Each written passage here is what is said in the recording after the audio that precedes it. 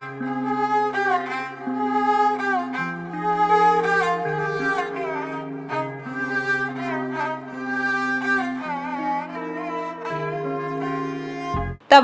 खालसा नाल जुड़े समूह दर्शकों का स्वागत है। फतेह प्रवान करो जी। वाहिगुरू जी का खालसा वाहिगुरू जी की फतेह। अज गल करांगे भाई गुरदास जी के जीवन बारे। गुरु काल के सिखां विच भाई गुरदास जी का नाम विशेष उल्लेखयोग है। आप गुरमत अते सिख धर्म के प्रमुख प्रचारक अते प्रवक्ता वजों सिख इतिहास विच उभरे सन। आपने गुरु अर्जन देव जी की सरप्रस्ती अधीन श्री गुरु ग्रंथ साहिब जी की पहली बीड़ सन 1604 ईस्वी विच तैयार की। गुरमत जां गुरबाणी की सही व्याख्या करन करके रवायत अनुसार गुरु अर्जन देव जी ने आप दीआं काव्य रचनावां नूं गुरबाणी की कुंजी होण दा माण बख्शिया। आप जी का जन्म तिथि अते जन्म संमत बारे विद्वानां विच मतभेद है। स्थूल तौर ते मन्निया जांदा है कि आप का जन्म सन 1543-1553 ईस्वी दे विचाले होया होवेगा। कुछ विद्वान सन 1551 ईस्वी विच उन्हां दे पैदा होण बारे कई तर्क पेश करते हैं। केसर सिंह छिब्बर रचित बंसावली नामा 10 पातशाहियां का विच आप का जन्म गुरु अमरदास जी के चचेरे भरा ईशरदास के घर गिलवाली पिंड विच होया सी। आप माता पिता की इकलौती संतान सन। जदों अजे आप केवल 3 वरियां दे सन तां पिता का देहांत हो गया अते जदों 12 वरियां दे होए तां माता भी सदी भी विछोड़ा दे गई। गुरु अमरदास जी द्वारा गोइंदवाल वसाउण ते सारा भला खानदान उत्थे ही आ वसिया। उत्थे आके आपने मुढ़ली विद्या प्राप्त की ते फिर अनेक भाषावां अते धर्म ग्रंथां का गंभीरता नाल अध्ययन किया। काव्य शास्त्री ग्रंथां की भी आप नूं अधिक जानकारी प्राप्त सी। आप दे ब्याह संतान आदि बारे इतिहास तो कोई संकेत नहीं मिलता। आप जीवन भर गुरु दरबार नाल जुड़े रहे। आप जी नूं धर्म प्रचार लई गुरु रामदास जी ने आगरा ते बनारस भेजिया ते कुछ समा आप लखनऊ अते बुरहानपुर विखे रहे। जदों सन 1581 ईस्वी विच गुरु रामदास जी ब्रह्मलीन होए तां आप गुरु अर्जन देव जी की सेवा विच अमृतसर विच आ टिक गए। उत्थे गुरु अर्जन देव जी के वड्डे भरा प्रिथी चंद द्वारा खड़े किए बखेड़ियां नूं आपने बाबा बुढ़ा जी नाल मिल के खत्म किया अते गुरु दरबार के आर्थिक संकट नूं दूर करन लई दसवंध की परंपरा चलाई। जदों गुरु अर्जन देव जी ने बाणी संकलन का उद्यम शुरू किया तां आपने लिखारी वजों पूरा योगदान दिता अते सन 1604 ईस्वी नूं गुरु ग्रंथ साहिब जी की मूल बीड़ लिख के तैयार की। सन 1606 ईस्वी विच पंचम गुरु की शहादत तो बाद आप 6वें गुरु जी की सेवा विच रहे अते अकाल बूंगे की उसारी की जिम्मेवारी नूं बड़े सुचज्जे ढंग दे नाल निभाया। जदों गुरु हरगोबिंद साहिब ग्वालियर के किले विच कैद सन तां आपने पिछों गुरु दरबार की व्यवस्था की जिम्मेवारी संभाली अते धर्म प्रचार जारी रखण तो इलावा सिख श्रद्धालुआं नूं गुरु दर्शनां लई ग्वालियर भी लैके गए। जदों गुरु जी ग्वालियर तो परत के अमृतसर आए तां उन्हां दी आमद की खुशी विच बाबा बुढ़ा जी नाल मिल के दीपमाला का आयोजन किया गया। जदों गुरु जी ने करतारपुर विच निवास करना शुरू किया तां आपने अमृतसर की सारी जिम्मेवारी संभाली। बाबा बुढ़ा जी के देहांत तो बाद आप नूं गुरगद्दी का प्रमुख व्यवस्थापक बनाया गया। आप दे देहांत बारे अनेक तत्थ प्रचलित हैं पर अधिक विश्वासयोग तत्थ अनुसार सन 1637 ईस्वी विच गोइंदवाल विच होया। आप बहुपक्षी विद्वान, तीखण सोचवान, तर्कशील प्रचारक अते सुहिरद कवि सन।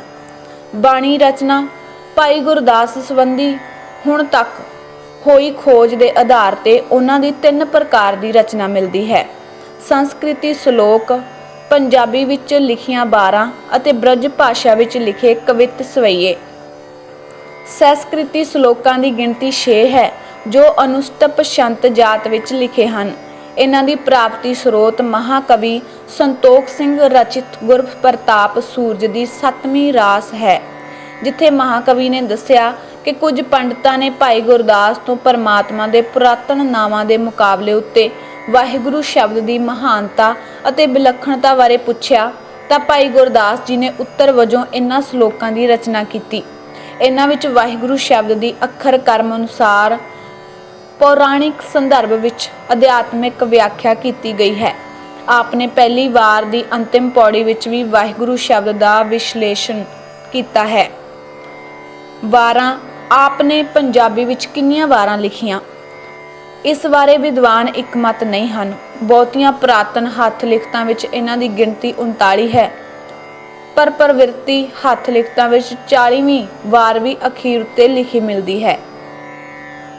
इस वार बारे अधिकांश विद्वानां जिवें मैकालिफ, भाई कान सिंह नाभा, ज्ञानी हजारा सिंह, पंडित नारायण सिंह का मत है कि भाई गुरदास जी पुराणिक वार है, क्योंकि इस दे भाव भाषा शैली छंद प्रबंध आदि तत्थ 39 वारां नाल निकट सिमरता रखते हैं। इस तत्थ की पुष्टि लई गुरविलास पातशाही छेवीं की एक टूक भी पेश की जाती है। गुर अर्जन मम आग्या करी वार 40 रचो सुख करी। इन्हां 40 वारां दा डॉक्टर गुरशरण कौर जग्गी द्वारा संपादित प्रमाणिक संस्करण पंजाबी यूनीवर्सिटी पटियाला वालों प्रकाशित हो चुकिया है। भाई गुरदास जी ने इन्हां वारां की रचना कद ते कित्थे कीती, इन्हां प्रश्नां दा उत्तर हुण इतिहास तो नहीं मिलता। फिर भी कुछ अंदरले ते बाहरले प्रमाणां दे आधार ते इन्हां तत्थां बारे विचार किया जा सकता है।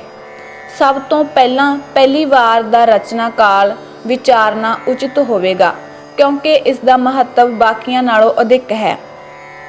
भाई मनी सिंह जी के नाम नाल संबंधित जन्म साखी की प्रस्तावना अनुसार भाई गुरदास जी ने अपनी पहली वार की रचना गुरु ग्रंथ साहिब जी के संपादन तो बाद जन्म साखी या गोष्ठ की सही मर्यादा नूं कायम रखण लई कीती सी अते इसका एक नां ज्ञान रत्नावली भी प्रचलित है। छेवें गुरु हरगोबिंद साहिब जी बारे इस वार की 48वीं पौड़ी विचले एक उल्लेख के आधार ते इसकी रचना काल छेवें गुरु की मुगल फौज नाल होई पहली लड़ाई तो बाद प्रतीत हुंदा है। यह भी संभावना हो सकती है कि विचाराधीन पौड़ी गुरु साहिब के युग उपरंत लिख के अखीर ते शामिल की गई होवे। इस वार तो इलावा 6 होर वारां भी हैं जिन्हां विच गुरु हरगोबिंद साहिब जी का उल्लेख मिलता है। ये वारां छेवें गुरु के गद्दी उत्ते बैठण तो बाद लिखियां गईयां होणगियां। 11वीं वार विच छेवें गुरु के प्रमुख सिखां की सूची दिती गई मिलती है। यह वार भी सन 1628 ईस्वी या उस तो बाद की रचना प्रतीत हुंदी है, जदों गुरु साहिब के सिखां विचों कुछ ने अपनी सेवा साधना राहीं विशेष जस खट लिया होवेगा।